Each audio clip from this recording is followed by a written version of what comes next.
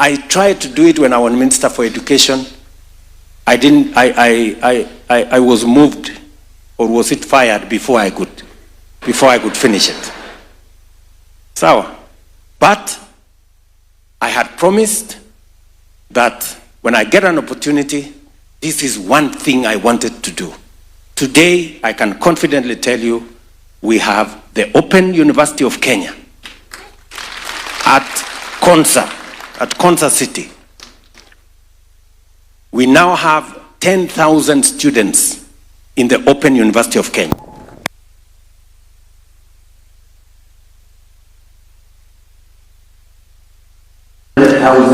Students at the Open University of Kenya. In fact, it will be the largest university by end of next year. That is what Catholic education. We must provide all pathways for us to open opportunities for citizens to learn. And I'm going to tell you shortly why education is important.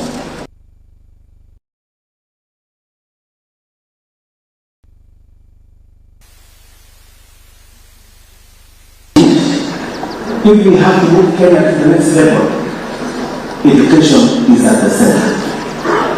Number 3, number 4. We have to sort out health.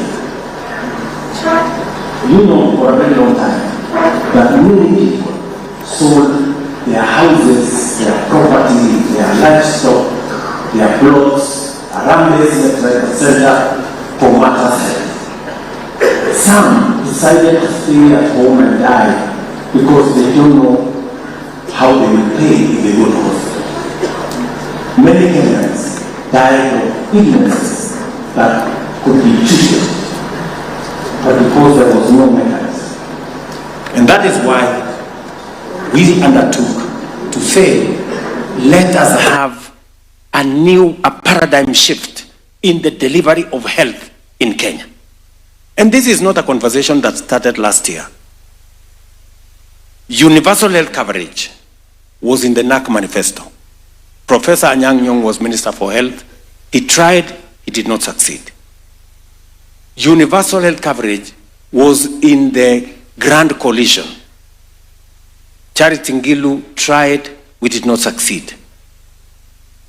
Universal health coverage was in the Jubilee manifesto. It was among the big 4.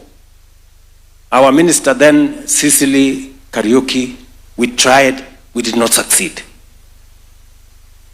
Strangely, in the last election, universal health coverage was in the Kenya Kwanza manifesto, and it was also in the Azimio manifesto. Unanielewa?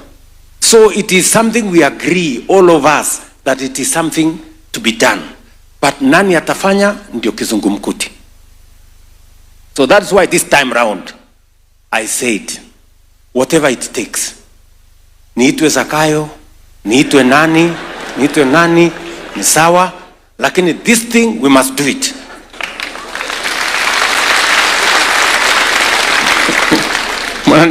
My friends, you know, I can never have a better meeting than this. This is a meeting of intellectuals. Sindio? And that is why I must take time to explain to you, because you understand what I'm saying. So what did we do? We changed the structure of delivery of health, because why we failed in NAC, why we failed in Grand Coalition, why we did not succeed in Jubilee, is because we didn't have a sound legal foundation. Because universal health is not a roll of the mill, it's not a simple thing. It is probably the biggest project a government can undertake, because it involves every citizen. Health is not a sectional issue. Health is a national issue.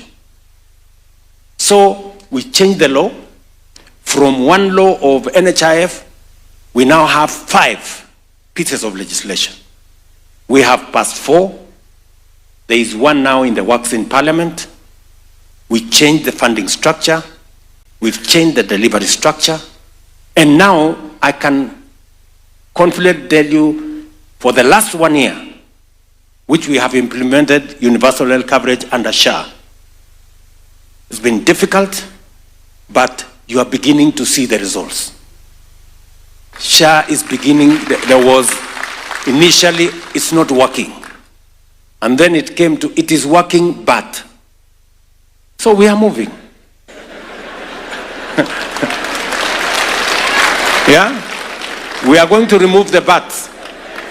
And I want to promise you, we are determined. SHA universal health coverage must work.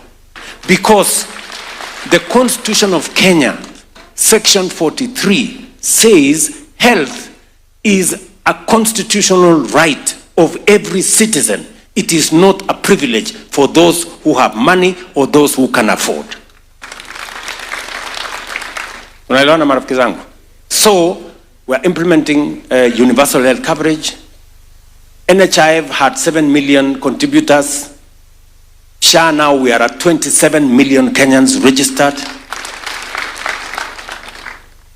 It was a preserve for a few. We are now agreed that number one, we are changing even the financing structure. The old NHIF, the low cadre of people, you know, wale watu wa chini huko, the lowest was 500 shillings. 500 shillings is for the people whose income is between 3,000 and 5,000 a month. Assuming even it is 5,000.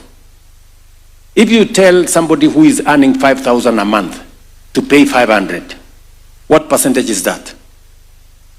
10%, right? 500 is 10% of 5,000, isn't it?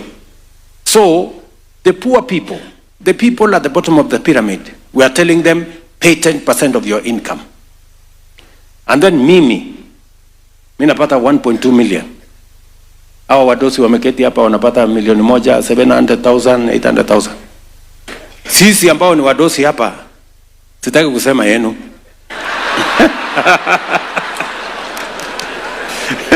Sindio? Sisi tulikuwa tunalipa 1,700. If you do a percentage of 1.2 million, 1,700, it is 0.01%. Sasa, good people, you are intellectuals. The poor are paying 10%. The rich are paying 0.00. Is there any fairness? Is there any logic? Tunaelewana? So what did we decide? We said, let's have equity. Let us be fair. Let us have a standard figure. Let everybody pay 2.75%. Mama mboga na wale wengine wateremuke from 10% wakuje 2.75%. Na sisi tutoke huko 0.0 sijui ngapi tukuje 2.75%. Tunaelewana? Now from 1,700 I used to pay, now I pay 40,000 every month. Mama mboga yake imeteremuka from 500, kuna wenye tutawalipia na kuna wenye watakuja 300. Now the base is 300. We're trying to create an element of fairness. Na hiyo ndio makelele mimi napigiwa kwa hii town.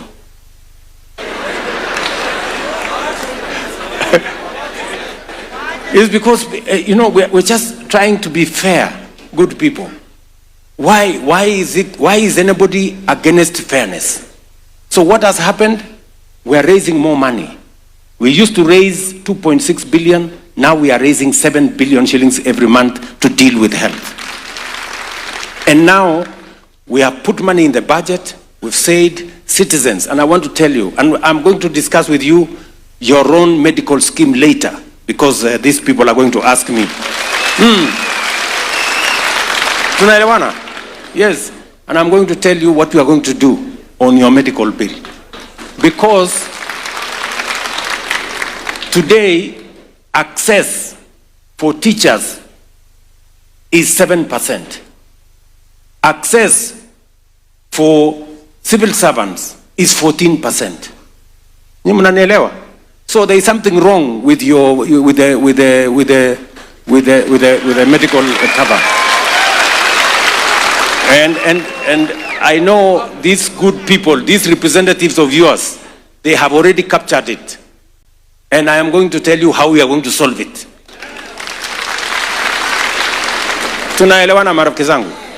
So, I can now confidently tell you that SHA is working. We are going to make it work better.